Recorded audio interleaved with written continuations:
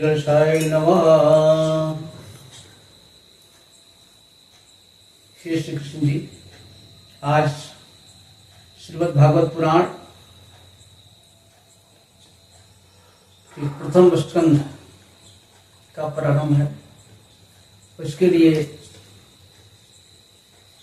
इस श्रीमद् भागवत में जो मांगलिक वंदना है उसको मैं पढ़ रहा हूँ। जन्माद्यस्य यतोऽन्तरातरस्तार्थेष्वभिज्ञस्वराट् तेने ब्रह्महृदाय आदिकवयो मोहयन्ति यत सूर्यः तेजो वारिवृदाय यथा विनिमयो यत्र त्रिसर्गो मृषा धाम्ना स्वेन सदा निरस्तकुहकं सत्यं परं धीमहि। जय श्री कृष्ण।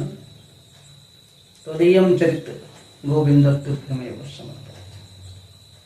आपका चरित्र आपको समर्पित है प्रभु। जो परमात्मा इस सृष्टि की उत्पत्ति, स्थिति और प्रलय का कारण हेतु है, और जो सभी सद्रूप पदार्थों में अनुगत है, जो असत नहीं स्वयं प्रकाश है, और जो ब्रह्मा अथवा हिरण्यगर्भ नहीं, जिसने अपने संकल्प मात्र से ही ब्रह्मा जी को सारे वेदों का ज्ञान दिया, जिसके बारे में बड़े बड़े ज्ञानी लोग भी जो है मोहित हो जाते हैं। और इस प्रकार सूर्य की रश्मियों में जल का आभास होता है, जल में जो है स्थल का आभास होता है, उसी प्रकार से जो है ये भगवान की त्रिगुणी माया की जो सृष्टि है, जैसे जागृत, स्वप्न और सुषुप्ति, ये तीन अवस्थाएं होती हैं। फिर भी सब करते हुए भी ये भगवान सबसे परे हैं। इस प्रकार उस सत्य स्वरूप परमात्मा का हम ध्यान करते हैं। श्री वेदव्यास जी ने ये श्रीमद् भागवत की रचना की, जिससे व्यक्ति के हृदय में श्री कृष्ण की भक्ति का उद्गार हो सके। और जिस समय भी जो कोई व्यक्ति ये सोच लेता है कि हमें श्रीमद् भागवत की कथा सुननी है, तो उसी समय ये प्रभु आपके हृदय में जो है बंदी बन जाते हैं। और इसके बाद क्या है यह? निगम कल्पतरोः गलितं फलं सुखमुखात् अमृत द्रव संयुतं पिबत रसालयं मुहुरहो रसिका भुवि भावुका। ये श्रीमद् भागवत महापुराण ये वेद रूपी कल्प वृक्ष से निकला हुआ एक मीठा सा फल है। वेद रूपी कल्प वृक्ष से निकला हुआ पका हुआ फल है। और ये पका हुआ फल जब श्री सुखदेव जी रूपी तोते के मुख से इसका स्पर्श हो गया तो यह अमृतमय हो गया। इसलिए हे भक्त अनुरागी सज्जनों, भक्तों, आप सभी लोग इसका पान कीजिए। कब करना है? मुहुर्मुहु, हमेशा करिए। जब भी आपको मौका मिले ये इसका पान करते रहिए, क्योंकि ये जो है अमृत स्वरूप है। आप जितना ही इसका पान करेंगे आपको इसमें जब तक रस मिलता रहेगा। और ये अब इनकी कथा प्रारंभ करते हैं। एक समय नैमिषारण्य क्षेत्र में, जो कि विष्णु भगवान का प्रिय है, देवताओं का प्रिय है, वहां पर हजारों मुनि लोग, इसमें प्रमुख थे। वो सौनक जी, तो इन शौनक मुनियों ने 1000 वर्ष तक चलने वाले एक यज्ञ का प्रारंभ किया। तो एक दिन क्या हुआ, ये सारे लोग अपने नित्य नैमित्तिक कर्म को करके बैठे हुए थे, तभी ईश्वर की प्रेरणा से ये रोमहर्षण जी के पुत्र श्री सूर्य जी वहां गए। अब देख करके सारे लोग बहुत ही प्रसन्न हुए, कहे रे भगवान, ये ब्रह्मा की कृपा से आपका ये दुर्लभ दर्शन हो गया, और उनको सम्मान पूर्वक अपने आसन पर बैठाए और कहे, प्रभु हम लोगों ने ये 1000 साल तक चलने वाला इस महानुष्ठान का प्रारंभ किया है, और कृपया हमारे मन में कुछ है प्रश्न, उसको जरा सा बताइए, आपकी मधुर वाणी से हम सुनना चाहते हैं। ये कि आखिर वो ये लीलाधारी भगवान श्री कृष्ण देवकी के गर्भ से क्यों अवतरित हुए। इसके बाद से फिर पूछते हैं कि भगवान के लीला अवतार क्यों होते हैं। फिर कहे कि आप हमको जो है इस भगवान के लीला अवतार में सुनाइए। फिर अगला प्रश्न ठोक दिए कि जब भगवान चले गए सभी को लेकर के, ज्ञान और वैराग्य को लेकर के, उस समय धर्म की क्या दशा हुई प्रभु, और हमें भगवान की लीला कथा भी हमको सुनाइए। तो अब देखिए, ये सारे ऋषि मुनि वो सब सर्वज्ञ थे, जानते थे, लेकिन ये एक बहाना है कि इसी बहाने जो है भगवत कथा हमको सुनने को मिलेगी। अब व्यास जी कहते हैं कि सोनकार मुनियों के इस प्रश्न को सुन करके श्री सूत जी को बहुत प्रसन्नता हुई, और वे अब कहना शुरू किए। कहे कि सर्वप्रथम सर्वभूतों के अंदर आत्मस्वरूप से रहने वाले उस महान सुखदेव जी का मैं प्रणाम करता हूं, क्योंकि वो जो ही माता के गर्भ से निकले तत्काल चल दिए संन्यास की ओर, और इन्होंने अपने मुख से इस श्रीमद् भागवत की कथा का वाचन किया, और इसके बाद पुनः किसी भी व्यक्ति को ये जो मनुष्य के रूप में महान अवतार नर और नारायण है, नारायणम नमस्कृत्य नरो चैव नरोत्तम देवी स्वस्तिम व्यासम ततो जय मुदीरयेत्। कितना अच्छा वर्णन किए। ये मनुष्यों के रूप में सर्वश्रेष्ठ अवतार जो नर और नारायण का है। ये नर और नारायण बद्रिकाश्रम में बहुत दीर्घकालीन तपस्या की, और उन्होंने अपने मन पर संयम करके बहुत घोर तपस्या किया।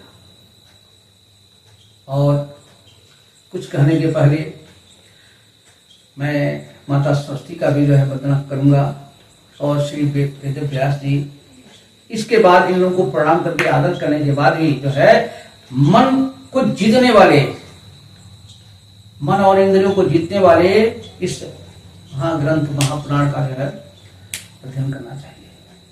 और बताते हैं कि ये मानव जीवन का उद्देश्य, मानव जीवन का उद्देश्य किसी प्रकार से भी इस श्री कृष्ण भगवान के प्रति आपके मन में जो है भक्ति हो जाए, और भक्ति भी कैसी हो, वो निष्काम भक्ति, बिना किसी सांसारिक कामना के वो भक्ति जब हो जाएगी तो आपका जीवन धन्य है। क्योंकि जीवन का परम धर्म ये भक्ति है, और जब धर्म करते हैं आप तो धर्म का फल जो है मोक्ष है। धर्म का फल मोक्ष है। अब इस भागवत पुराण में वो बता दिए कि मोक्ष पर्यंत बिना फल की इच्छा के व्यक्ति को जो है ये किस प्रकार से ईश्वर का परम तत्व समझ में आएगा, इसकी जो है परिचर्चा है, इसमें ये बताया हुआ है। उसका वर्णन है। जब आपके अंदर भक्ति का उदय हो जाएगा तो ज्ञान और वैराग्य स्वतः जो है स्थापित हो जाएंगे। अब कभी ये ध्यान में न रहे कि सांसारिक भोग विलास की तो बहुत तुच्छ बातें हो गई है। धन किस लिए है? धन धर्म के लिए है। और जो आपके पास जो भोग विलास की वस्तुएं होती हैं वो सिर्फ ये समझना है कि शरीर के निर्वहन के लिए।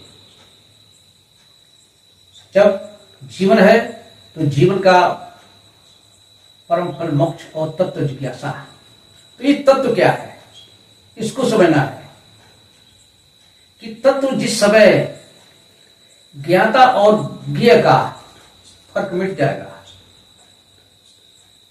और आप सारे सर्वभूतों में एकात्म भाव से जब आपको समझ जाएंगे तब वही आपको ये संसार के सारे वो छूट जाएंगे और तब आप परमानंद का अनुभव करेंगे। जैसे ये भगवान की माया त्रिगुणमयी है, सात्विक, राजसी और तामसी। ये सात्विक गुण वाले जो महान भक्त हैं वो भगवान हरि की ही जो है वंदना करते हैं। लेकिन अगर मान लीजिए संसारी पुरुष ये तामसी और राजसी वाले, उनको ये सब चाहिए, पुत्र चाहिए, धन चाहिए, तो वो क्या करेंगे? पितरों का पूजन करेंगे, प्रजापतियों का पूजन करेंगे। लेकिन श्री कृष्ण जी की भक्ति अब करना क्या पड़ेगा कि जब जब आपको जब भी मौका मिलता है आप भगवान के नाम का कीर्तन करिए, भजन करिए, सुमिरन करिए। और जो ये प्रश्न पूछे संकोनिक जो है कि भगवान का क्यों होता है तो और क्या क्या होते हैं, तो यहाँ पर कुछ मुख्य जो है भगवान के अवतारों का वर्णन उन्होंने किया। और ये सारी प्रक्रियाएं क्यों होती हैं ये बताते हैं कि जो कुछ हमारी प्रक्रिया है सब इन्हीं की प्रसन्नता के लिए। वासुदेव परावेदा, वासुदेव परामखा, वासुदेव पराज्ञानम, वासुदेव प्रथम, वासुदेव परम ज्ञानम। ये जो कुछ भी हमारा जो है ये वेद वासुदेव के लिए, भगवान श्री कृष्ण के लिए, और जो यज्ञ तप किए जाते हैं वासुदेव के लिए, और जो योग आसन किया था, जो क्रिया की जाती है वो, और जितनी सारी प्रक्रियाएं हैं, ज्ञान भी जो है वासुदेव के लिए है। सब कुछ इनको अर्पित करिए। जब आप सब कुछ अर्पित कर देंगे तभी आपको जो है वो परामोक्ष की प्राप्ति हो सकती है। अब कथा आती है कि जब ये भगवान जी बहुत पहले जब सृष्टि की कल्पना किए कि हमको सृष्टि की रचना करनी है तो वो कारण रूप जल में एकदम दीर्घ काल तक के लिए एकदम सो गए। और जब उन्होंने अपनी उस योग निद्रा का विस्तार किया, अब उनके नाभ सरोवर से एक सुंदर सा कमल का फूल ये निकला और उस कमल पर ब्रह्मा जी औसत थे। और ये जो संत महात्मा लोग कहा करते हैं ये कैसे थे नारायण जी, ये पूरी ब्रह्मांड उनके शरीर में समाया हुआ है। उनके हजारों हाथ, हजारों पैर, हजारों जंघाएं, हजारों मुकुट लगा हुआ, हजारों वस्त्र, सारे। अब आप ये समझ लीजिए कि जितने भी अवतार होते हैं ये सारे उनकी जो है अंश अवतार है। भगवान 16 कलाओं से परिपूर्ण है। इसमें बताए 5 इंद्रियां, ये 5 कर्मेंद्रिय, 5 ज्ञानेंद्रिय, मन और 10 स्थूल, इस 16 मिलकर जो है उनका बना। और इन्हीं भगवान के छोटे से कणों से जो है, छोटे से रूप से जो है इतने सारे होते हैं। और आप ये समझ लीजिए कि जो ऋषि लोग जो होते हैं, देवता लोग होते हैं, महर्षि होते हैं, ये सारे जो भी संसार में अति शक्तिशाली वैभवशाली वस्तुएं हैं, भगवान का एक अंश है। अब सर्वप्रथम ये सनक सनंदन सनातन सनत कुमार, ये भगवान का प्रथम अवतार कर सकते हैं। ये इतने सारे विश्व उन्होंने जो ब्रह्मचर्य के व्रत का ये पालन किया और दिखा दिया, अखंड ब्रह्मचर्य व्रत। और ये हर हमेशा भगवान हरि की लीला में मस्त रहते हुए है। और जब राक्षस वेद को चुरा करके पाताल लोक में चले गए, तो उस समय भगवान ने इस वेद को वहां से लाने के लिए मत्स्य का रूप धारण किया, मत्स्य अवतार। इसके बाद ये नारद जी का, नारद भगवान के बहुत बड़े भक्तों में से। फिर भगवान के बहुत सारे अवतार हैं, जैसे कर्दम मुनि और देवहूति के गर्भ से जो है कपिल जी का अवतार हुआ था। कपिल जी क्या थे, उन्होंने जो है सांख्य शास्त्र और तत्व ज्ञान का जो है किया। और फिर भगवान का एक अवतार हुआ है अत्रि और अनसुईया। ये अनसुईया और अत्रि के गर्भ से जो है ये दत्तात्रेय जी हुए। दत्तात्रेय ने जो है ये प्रहलाद को जो है भगवत ज्ञान का उपदेश दिया था। और फिर एक अवतार भगवान का ऋषभ देव जी का है। फिर जब समुद्र मंथन हो रहा था, तो उसमें मंदराचल पर्वत को धारण करने के लिए ये भगवान जो है कच्छप अवतार हुए। और उसमें से अगला अवतार जब बहुत सारे तत्व निकल गए, तो ये धन्वंतर जी ये आए और अपने हाथ में क्या अमृत कलश लेकर के प्रकट हुए, ये धन्वंतर जी। अब अमृत को देखते ही जो है राक्षसों और ये देवताओं में झगड़ा होने लगा। तो अब उसको कैसे, क्योंकि भगवान तो ये जो है सप्त गुण वालों का ही करते हैं, उनको था कि देवताओं का ही हम पक्ष लेंगे। तो वहां पर भगवान बनाए जो है एक मोहिनी अवतार, भगवान ने मोहिनी अवतार ग्रहण किया है। अब इसके बाद भी जो है बहुत सारे अवतार हैं। बलि को करने के लिए बल की शाला में भगवान क्या थे, वामन अवतार किए। और मात्र जो है चाहते तो बहुत कुछ मांगते, लेकिन उनसे अपने 3 पग धरती मांगे। और इसके बाद से फिर परशुराम जी का अवतार हुआ। जब राजा लोग बहुत ही ब्राह्मणों को परेशान करने लगे, तो उस समय 21 बार उन्होंने जो पूरी पृथ्वी को जो है क्षत्रिय विहीन कर दिया। और जो है उसके बाद परशुराम के बाद भगवान राजा के रूप में जो है राम अवतार हुए। और फिर ये त्रेता युग समाप्त हुआ, उसके बाद से बलराम जी के रूप में आए। बलराम के बाद ये साक्षात ये श्री कृष्ण जी हुए। और इसके बाद से भी भगवान अभी कलयुग में जो है, आजकल जो बिहार है वहां पर उनका बुद्धावतार होगा। इसके बाद कलयुग जो है जब समाप्त हो जाएगा, अंतिम चरण में रहेगा, तो भगवान का कल की अवतार होगा।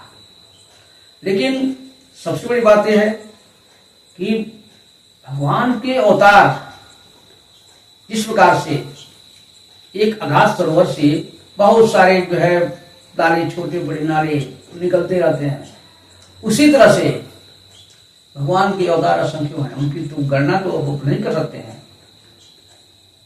क्यों? भगवान खुद भी अपने आप में क्या है, हरि अनंत हरि कथा अनंता, कहि सुनहि जहि विधि जहि संता। और क्यों अवतार होता है? तो इस पर तो भगवान ने साफ साफ गीता में तो कहा ना, यदा यदा हि धर्मस्य ग्लानिर्भवति भारत अभ्युत्थानं धर्मस्य तदात्मानं सृजाम्यहम् परित्राणाय साधूनां विनाशाय च दुष्कृतां धर्म संस्थापनार्थाय संभवामि जुगे जुगे। बाबा तुलसीदास कहता है, जब जब होहि धर्म की हानि बाढ़ि असुर अधम अभिमान। ये दुष्टों का संहार करने के लिए, दैत्यों का विनाश करने के लिए ये भगवान की ये शपथ है, भगवान की प्रतिज्ञा है। क्यों? आखिर तो जाए जा कहा, ये होंगे पक्का, ये होंगे।